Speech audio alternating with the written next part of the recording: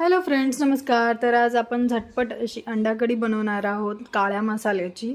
तर सुरुवातीला इथे मी कांदा आणि खोबरं छान भाजून घेतले, त्यामध्ये थोडंसं लसूण आणि अद्रक टाकून थोडंसं पाणी टाकून वाटून घ्यायचं आहे। कढईमध्ये तेल टाकले आणि त्यामध्ये थोडेसे राई जिरे टाकलेले आहेत।